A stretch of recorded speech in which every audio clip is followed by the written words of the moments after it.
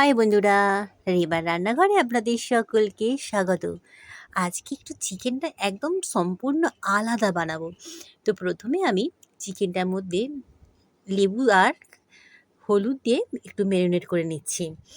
এইভাবে বানালে যারা চিকেন খেতে চায় না, যাদেরকে গন্ধ ছাড়ে, তাদেরকেও ভীষণ ভালো লাগবে। তো আমি আজকে চিকেনটাকে পুরো একদম মাছের মতো ফ্রাই করে নেবো। তারপরে আমি চিকেনটাকে কষা কষা করে আজকে বানাবো। মেরিনেট করার সময় কিন্তু নুন দিলাম না। নুনটা দিলে ফ্রাই করতে একটু অসুবিধা হয়, জল ছেড়ে যায়, তাড়াতাড়ি ফ্রাই করা যায় না। গরম তেলে গরম মশলা দিয়ে দিয়েছি। এবারে চিকেনটা দিয়ে এটাকে মিডিয়াম গ্যাসে এটাকে ফ্রাই করে নিতে হবে। একদম মাছেরই মতো ফ্রাই করে নিতে হবে, যতক্ষণ না মানে মচে মচে করে লাল লাল হয়ে আসছে। এইভাবে এটাকে মিডিয়াম আছে ভাজতে হবে। তো যতক্ষণ এটা ফ্রাই হচ্ছে ততক্ষণ আমি এদিকে মশলাটা দেখাচ্ছি আপনাদের।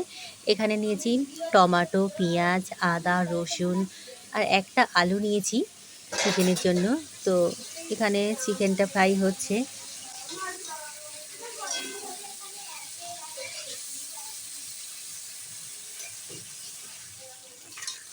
এইভাবে ফ্রাই করে নিলে যারা চিকেন খায় না তাদেরকে মনটি একদম গন্ধ ছাড়বে না।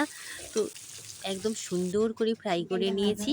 চিকেন ফ্রাই করা তেলটা এবার কড়ার মধ্যে দিয়ে দিচ্ছি। একটা শুকনো লঙ্কা দিয়ে পেঁয়াজটা তুলে দিলাম। আর এখানে আদা, রসুন, কাঁচা লঙ্কা, দুটো শুকনো লঙ্কা, ধনে, জিরে এগুলোকে মিহি করে বেটে নেবো। তার সাথে একটু অল্প টমেটোও দিয়ে দিলাম।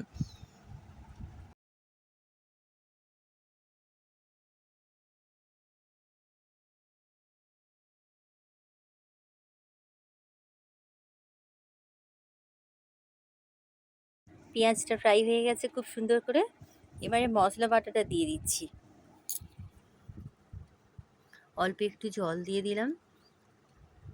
চিকেনের জন্য যেহেতু নুন দেওয়া ছিল না, তো চিকেনের জন্য নুন আর মশলার জন্য নুন দিলাম। দিয়ে দিলাম হলুদ, একটু চিকেন মশলা, লঙ্কা দিলাম না, যেহেতু কাঁচা লঙ্কা আর শুকনো লঙ্কা বেটে দিয়েছি, তো আর লঙ্কা লাগবে না। এবারে এটাকে শুধু কষতে হবে। খুব সুন্দর করে কষে নিচ্ছি। সম্পূর্ণ খুব সুন্দর করে মশলাটা কষানো হয়ে গেছে। এবারে এখানে ভাজা চিকেনটা এর উপরে দিয়ে দেবো।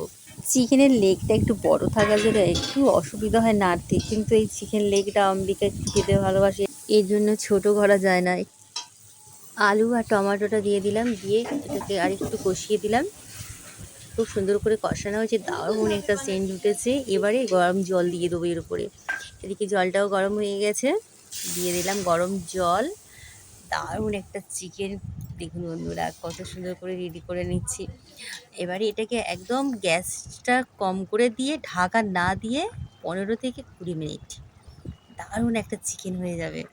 এদিকে রুটি রেডি হয়ে গেছে, গরম গরম চিকেন। এটার মধ্যে জল থাকবে না, ঝোল করবো না, একদম কষা কষা। রুটি কিংবা পরোটার সাথে দারুণ লাগে খেতে। আর যারা চিকেন খায় না তাদেরকেও ভালো লাগবে। একদম মোটি গন্ধ ছাড়বে না, চিকেনের গন্ধটা একদমই ছাড়বে না, যেহেতু এটা খুব সুন্দর করে ফ্রাই করে নিয়েছি। আর আপনাদের কেমন লাগলো আজকের ভিডিওটা কমেন্ট দিয়ে অবশ্যই জানাবেন। আপনারা সকলেই ভালো থাকবেন, সুস্থ থাকবেন।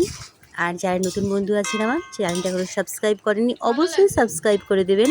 ভিডিওটা দেখার জন্য অসংখ্য অসংখ্য ধন্যবাদ। নমস্কার।